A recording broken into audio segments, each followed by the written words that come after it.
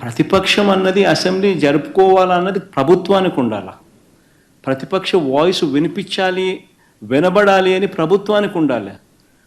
వినపడితేనే నేను కరెక్షన్స్ చేసుకుంటాను అన్న ధ్యాస ప్రభుత్వం నడిపే వాళ్ళకు ఉండాలి.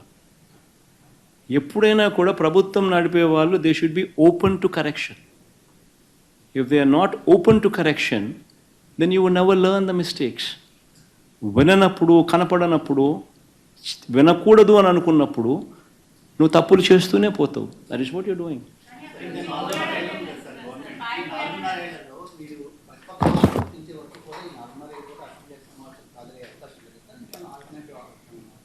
చూద్దాం రమేష్ గారు, కోర్టులో కేసు ఉంది. సమన్స్ లాస్ట్ టైం స్పీకర్కి సమన్స్ ఇచ్చినారు. స్పీకర్ రిప్లై ఇవ్వలేదు సమన్స్కు.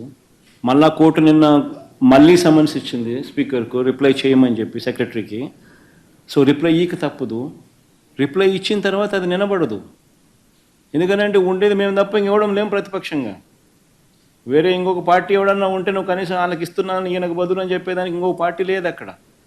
సో ఆటోమేటిక్లీ నీకు ప్రతిపక్ష పార్టీగా గుర్తించాల్సిందే. అది తప్పదు. అది గుర్తించిన తర్వాత న్యాచురలీ ఆ పార్టీకి ఎంతమంది అన్నా ఎమ్మెల్యేలు ఉండని, ఆ గుర్తించిన ఆ పార్టీకి ఒక నాయకుడు అనేవాడు ఉంటాడు. ఆటోమేటిక్లీ ఆ ప్రతిపక్ష పార్టీ ఆటోమేటిక్లీ ఆ నాయకుడిని ఉన్నైతే ఎన్నుకుంటాడు, ఆయన ప్రతిపక్ష నాయకుడిగా ఇవ్వాల్సిందే. ఇచ్చినప్పుడు ప్రతిపక్ష నాయకుడిగా నువ్వు ఎప్పుడైతే హోదా ఈక తప్పదు, అలా ఇచ్చినప్పుడు ఆటోమేటిక్లీ మైక్ ఇవ్వాల్సిందే. అహంకారంతో విర్రవీగిన వారికి కాల్చి వాత పెడతారంటారు చూడండి, అదే సరిగా జరిగింది.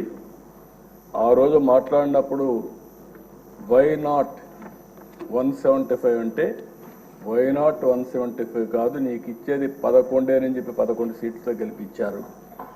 ఇంకొక పక్క ఇదే సీట్లో నేను చూశాను, మీ ప్రతిపక్ష స్థానాన్ని తీసేస్తామని చెప్పి హోదా తీసేస్తామని మాట్లాడారు. ఇప్పుడు ప్రజలు ప్రతిపక్ష హోదా కూడా ఇవ్వని పరిస్థితికి వచ్చారు.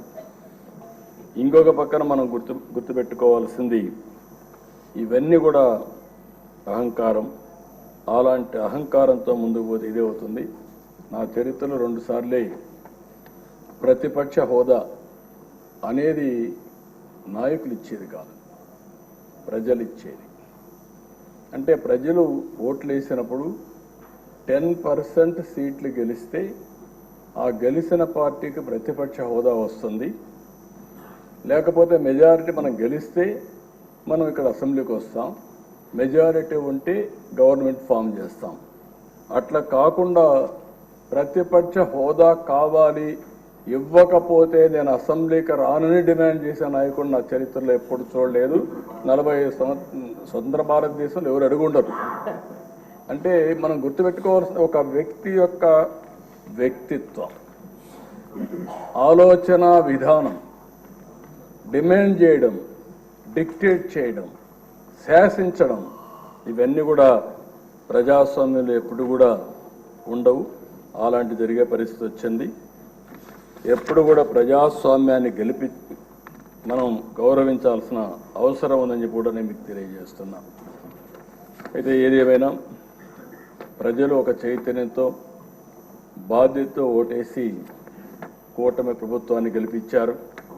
ఇది ప్రజా ప్రభుత్వం, ప్రజలకు జవాబుదారీగా ఉండే ప్రభుత్వం. ప్రజలు మనకిచ్చింది అధికారం, అది కూడా ఒక బాధ్యత. అందుకే తొలి రోజు నుంచి సంక్షేమం, అభివృద్ధి, సుపరిపాలన కోసం మనం నిర్ణయాలు తీసుకుంటున్నాం. 150 రోజుల్లోనే అనేక సంక్షేమ కార్యక్రమాలని, అనేక పాలసీలు తీసుకొచ్చాం.